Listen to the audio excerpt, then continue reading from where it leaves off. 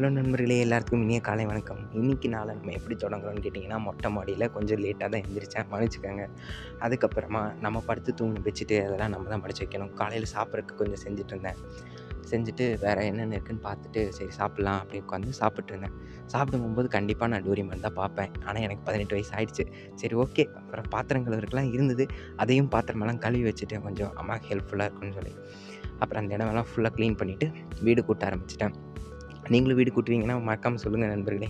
அப்புறம் கட்டில் கடியில நல்லா படுத்து கூட்டணும் அப்படின்னு அம்மா சொல்லுவாங்க. அப்படியே கூட்டி முடிச்சுட்டு கீரை எல்லாம் வளர்த்துட்ருக்கோம். அதுக்கு தண்ணி ஊத்திட்டு அம்மாக்கு கொஞ்சம் உடம்பு சரியில்ல.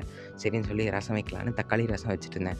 அதுக்கான தேவையான பொருட்கள்லாம் எல்லாம் எடுத்து பண்ணிட்டு இருந்தேன். அப்புறம் அப்பா வந்துருவாரு. அவருக்கு குழம்பு வேணும். சரின்னு சொல்லி அந்த புளிக்குழம்பு வச்சுட்டுருந்தேன். சாப்பிட்டு முடிச்சுட்டு கொஞ்சம் தூங்கிட்டேன். அப்புறம் ஈவினிங் டைம் ஆயிடுச்சு. எந்திரிச்சு மளிகை கடைக்கு போய் தேவையான பொருள்லாம் வாங்கிட்டு வந்து நைட்டு பாஸ்தா செய்யலாம் அப்படின்னு சொல்லி பாஸ்தா ரெடிமேட் பண்ணிட்டு இருந்தேன். அப்படியே ரெடிமேட் பாஸ்தாவா இருந்தாலும் அழகா பண்ணிட்டுருந்தேன். பண்ணிட்டு இருக்கும்போது தான் சரி அதில ஹெல்த்தியான ஃபுட்டு அந்த கேரட்டு, கேப்சிகம் எல்லாத்தையும் கொஞ்சம் கலந்து விடுவோம் அப்படின்னு சொல்லி அதையும் கலந்துட்டு பார்த்து இந்த மாரி விஷயங்கள்லாம் பண்ணும்போது மறக்காம பேரண்ட்ஸ பக்கத்துல வச்சுக்கோங்க. கையில எதுவும் சூடு பட்டுற போகுது.